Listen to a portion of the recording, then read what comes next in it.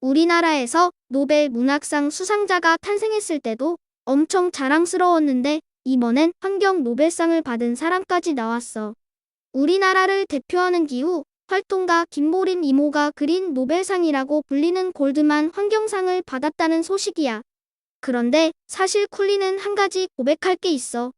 우리나라에서 기후 소송이라는 게 있었고 심지어 소송을 제기한 청소년들이 이겼다는 사실을 전혀 모르고 있었거든. 이 소송이 어떤 의미가 있기에 세계가 인정한 환경상으로 이어진 걸까?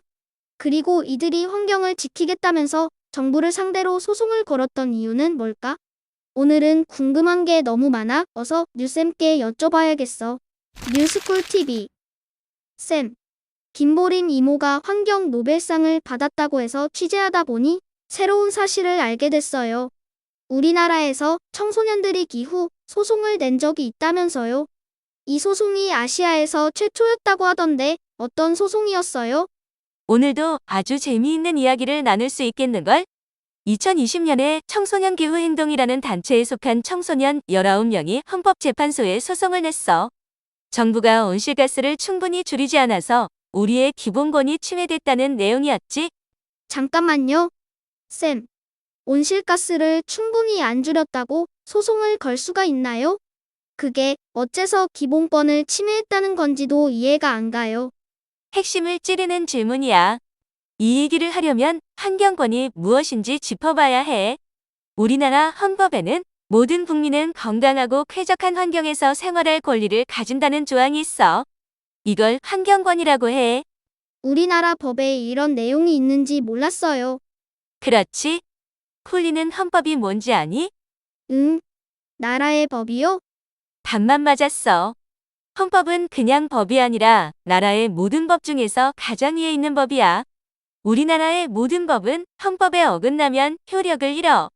그리고 헌법의 핵심은 국민이라면 누구나 반드시 누려야 하는 기본적인 권리, 즉 기본권을 보장하는 거야. 교육받을 권리, 자유롭게 말할 권리, 그리고 방금 말한 환경권도 그 기본권 중 하나야. 그럼 청소년들은 온실가스를 안 줄이면 우리가 건강하고 쾌적한 환경에서 살 수 없다. 이건 헌법에서 정한 기본권인 환경권 침해다. 이렇게 주장한 거네요. 완벽한 정리야. 그런데 한 가지 명확한 근거가 있었어. 정부가 2030년까지 온실가스를 얼마나 줄일지 목표를 세웠는데 그 이후인 2031년부터 2049년까지는 아무 계획도 없었거든. 청소년들은 우리가 살아가야 할 그 기간에 온실가스를 얼마나 줄일지 계획을 세우지 않았다는 건 우리의 미래를 포기한 것과 같다고 주장했어.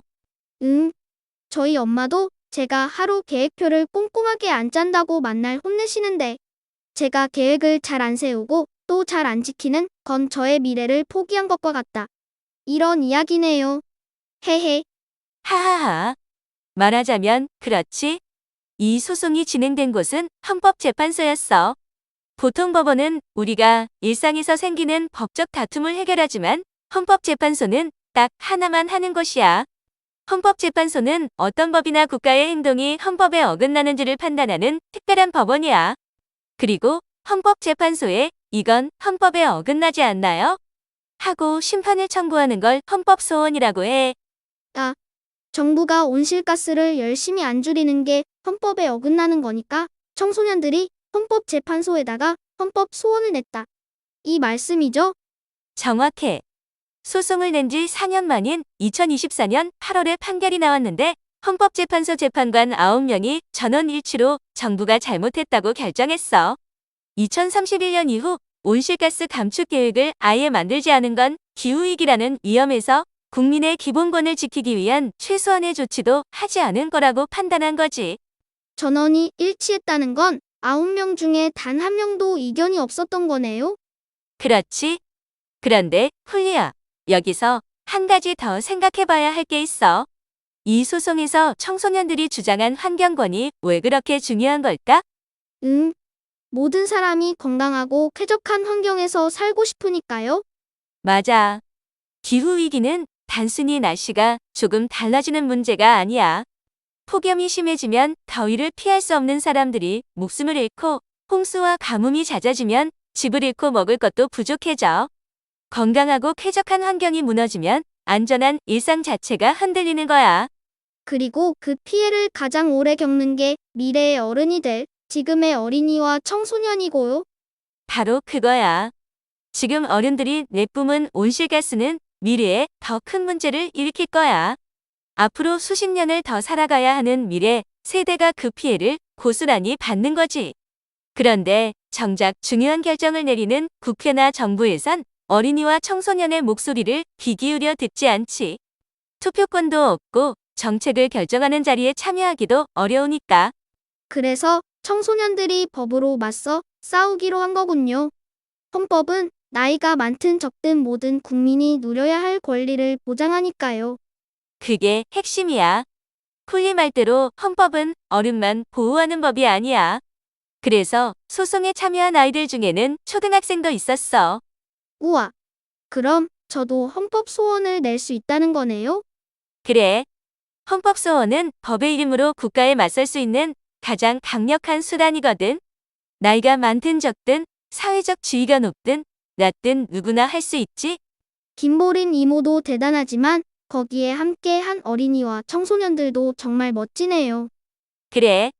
당시 소송은 많은 변화를 일으켰어. 아시아 곳곳에서 비슷한 소송이 제기됐거든. 쌤 말씀을 듣고 보니 이번 상은 김보린 이모만 받은 게 아니라 이후 소송에 힘을 보탠 모든 사람이 함께 받은 상이라고도 할 수 있겠어요. 저도 앞으로 제 환경권이 제대로 지켜지고 있는지 관심을 갖고 살펴봐야겠어요. 화면을 열면 새로운 세상이 보여. 어제 본 뉴스도 교실로 들어오네. 궁금증 가득한 눈빛으로 질문해. 함께 걸어가며 지혜를 쌓아볼까? 뉴스와 교과서가 하나로 만나는 곳. 뉴스쿨 TV에서 꿈을 키워가요. 쿨리의 호기심 뉴스의 매지혜로 반짝이는 내일 우리 함께 만들어요. 반짝이는 내일 우리 함께 만들어요. 어렵게만 느껴진 세상의 이야기도 친절한 설명에 고개가 끄덕여져. 틀린 답은 없어.